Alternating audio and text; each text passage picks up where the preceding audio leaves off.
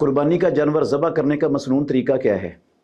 ज़बह करने का मसनून तरीका ये है कि जानवर को ज़बह करने से पहले अपनी छुरी को तेज़ कर लें और जानवर को ज़बह करते हुए, ज़बह करने के लिए लटाते वक्त तकलीफ़ ना दें, इत्मीनान से, आराम से, कि जानवर को तकलीफ़ ना हो, तसल्ली से, बेहतर और अच्छे से अच्छे तरीके से ज़बह करने की, उसको लटाकर ज़बह करने की कोशिश करें और किबले की तरफ मुँह करके लटा लें जानवर को भी। आपका भी मुँह किबले की तरफ होगा।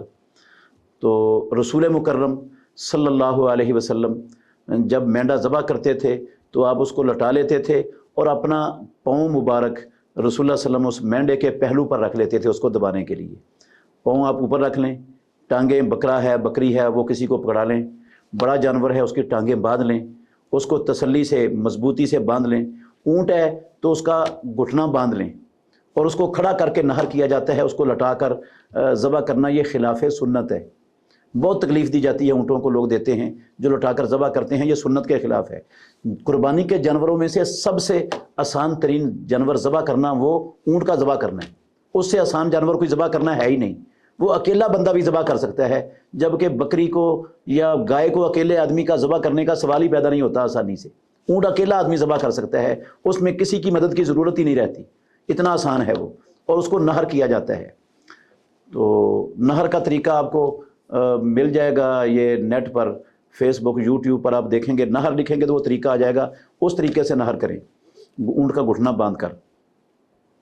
तो ऊँट को नहर करना है और गाय को और बकरी किस्म के जानवर को लिटाकर ज़बह करना है।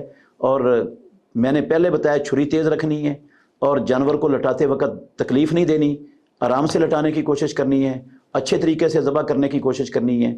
और बिस्मिल्लाह अल्लाहु अकबर या बिस्मिल्लाह वल्लाहु अकबर पढ़कर उसके गले पर छुरी चला देनी है। उसकी इशारा कट जाए और उसके साथ वाली जो खून की रगें हैं वो सारी रगें कट जाएं।